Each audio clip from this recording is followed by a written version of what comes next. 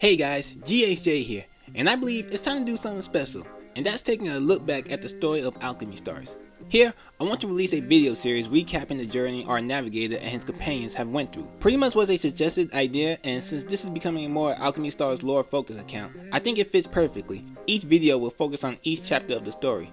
So with that being said, let's start it off. First off, a little overview about the story of Alchemy Stars. It takes place in a fictional continent called Astra, home of a race known as Orions. Orions are beings capable of using a power known as Luminatics, allowing them to use elemental attacks ranging from fire, water, thunder, and force. And it's with these powers they use to fend off an invading force known as Eclipse, a mysterious organization that has come from a place called Secret Territory. There is still not a lot known about this place or the Eclipse organization itself, just that it's a dark place that is far different from Astra. The Orions have a military faction who engages in battle with this force known as the Illumina Federation.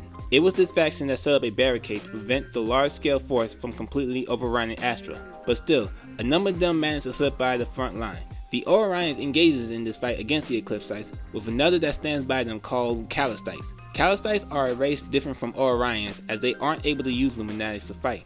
Instead, they are capable of using psychic abilities to give commands to the Orions and see light trails. It's with these light trails that Callistites can see that they are able to tell Orions to perform the most optimal battle strategies. These two work together in managing to protect Astra from being destroyed by the Eclipse. The story starts us off with what turns out to be a dream of a land known as Eravale, showing us a beautiful woman who is surrounded by laughing children, yet at the same time shows another woman who seems to be a prisoner. Then suddenly, Eravale that seemed to be at peace at the time was suddenly met with a gruesome tragedy. Eclipsites that suddenly invaded the land and started slaughtering the natives, and the woman we first saw takes her child out to flee. As her people were being slaughtered by the invading forces, the woman reached what is referred to as a Colossus. Colossus are a unique ancient tech that solely belongs to the Callistite race. They use their psychic powers to establish a link with it to operate. There are different types of Colossus that ranges from level 1 to 6. 6 being the lowest, as they basically perform to be cargo ships. Here the woman places the child inside and sets it off to flee before turning to face a Eclipsite as the door closes. 17 years have passed and the child has grown, with his AI companion Saraz being the only one he holds a conversation with, as they seem to be trapped underground. With Saraz on the verge of being completely out of power, we start to learn a few things while they were talking. For this series, we're going to refer to the main character as Navigator. Throughout the whole time they've been underground, Navigator been continuously trying to power Saraz up in order for them to leave, but each attempt always ended in failure. As it seemed it's the end for the both of them, suddenly they hear a commotion occurring from above, as it was a group of Orions engaging in battle with Eclipsites. Before moving on, I want to do a quick slight introduction to these three characters who we become acquainted with. First, there's Vice. She's a member of the Illumina Federation and is captain of the exploration team. Her team is responsible for searching and discovering secrets of many ruins that are buried within Astra. It was her that led the team to where the Navigator was buried, due to picking up a signal from Saraz. Second is Angel from Lumopolis, and a member of the Hall of Justice. They are the ones responsible for handling the laws of Lumopolis, dealing out verdicts on any who dares to break the law. A unique thing about Angel is that she seems to literally be an angel because of her wing. Still, there's not a lot to say about this as we haven't yet learned about angels. And finally we have Dove, a member of the independent organization known as Courier Union. Think of them almost as mailmen of Astra, as most of the members, if not all of them, have bird-like qualities, delivering packages and serving as guides for others. These were the three that made up the exploration team and the first among many companions. As they were fighting above, a crack opened up in the ground and caused them to fall, leaving Vice to become separated from her team. And as she started to engage with more Eclipsites, she began to communicate with Navigator with his telepathy, and he then guided her to fight off the Eclipsites and meet up with him.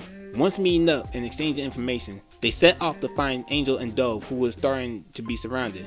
After another battle, everyone managed to regroup and planned on how to get out of their current situation. Right now, Saraz is unable to provide any power to fly, and there was still more Eclipsites coming at them. That's when Vice came up with the idea to call for help. Within Saraz is an area called the Luminate Altar. Now lore-wise, this is the place we go to in order to send out a distress signal. But for the game itself, your typical gacha summoning like always. Since Vice and them had the materials to activate it, they made their way to the altar and managed to send out a distress signal, summoning another companion named Miss Blanc. Miss Blanc referred to herself as a guide within Lumopolis, a title she established herself as she used to be part of another order known as the Night Watch. Now she gives direction to those looking for their destination within Lumopolis, as well as leading them. As they managed to establish a call for reinforcements, things began to take a toll on the Navigator. He was already using a lot of energy to keep the Colossus powered up, but with activating the Luminite altar on top of it, he can't keep himself on his feet anymore. To make matters worse, we're told that a high-level eclipse site known as Kraken was making its way towards them. Of the many different eclipse sites that are out there, this one is on the more troublesome side, being much stronger than the ones we faced before. Having to make the hard choice, everyone had to begin to evacuate underground and leave behind Siraj. Unfortunately, they ran out of time as Kraken comes busting through the cave, leaving them no choice but to confront it. And with Navigator giving out battle commands, they managed to secure the victory. Just as Kraken was about to fall to his death, Navigator felt something off and used his psychic powers to read his thoughts, only able to make it out saying Calistine. Not having time to think on it further, it was finally time for Navigator to go to the outside world. After 17 long years, causing him to become so anxious, he second guessed if he was going to be able to breathe the atmosphere. Talk about needing a breather. Unfortunately, there wasn't any time to celebrate. An army of eclipse sites was making its way towards them. Things was not looking good whatsoever for the group. The only way they can see themselves getting out of this situation is for them to activate the Colossus, what seems to be an impossible feat since Navigator hasn't been able to succeed after all this time. However, Vice suggested that C could possibly help. Back in Illumina, C was putting in research to use ancient technology, and Vice was a candidate training to be a Colossus pilot, but they was never able to succeed. This time around, she suggested that if C and Navigator work together, they may be able to get Siraj working. Once agreed, they managed their way toward the bridge and reached the controls that resembled a piano. Once they sat down, the Navigator used his powers in order to help Vice become in tune with the controls. Embedding her luminaries within it, a miracle started to occur. A blast of light started to grow, appearing all throughout the Colossus unlike anything they'd ever seen. Siraj was beginning to fully power up as he was becoming capable to take flight again, but at the same time, a random occurrence began to take place within Navigator. The dream he once had suddenly appeared within his mind, only this time it felt way more realistic than before.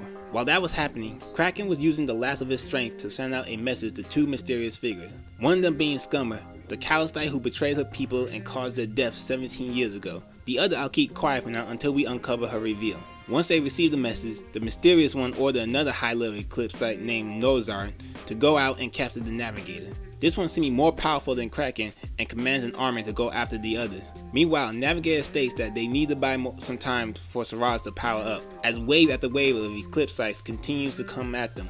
Able to fight them off, Siraj managed to finally get up and start flying, but not soon enough as the eclipse site Nozar was able to get on board before taking off. With the battle becoming long and intense, Nozar was starting to become annoyed as he told us a harsh truth that all the Calistites were slaughtered and Navigator was the last of his people. A very huge mental blow to him as he started to lose control, while at the same time, an Illumina soldier decided to perform one last-ditch effort, blowing himself up and creating a hole within the Colossus. And as Siraj was starting to fly out of control since Navigator couldn't keep his mind straight, it created the opportunity for Vice to shoot Nozar, causing it to lose its grip and fall out. And that brings us to the end of chapter 1. That's about it for now. Certainly an interesting start to the story, becoming introduced to our main protagonist and the journey he will eventually set out on. I'm hoping this video do well and can be the start of something fun. So subscribe to my channel and be on the lookout for chapter 2. Until next time.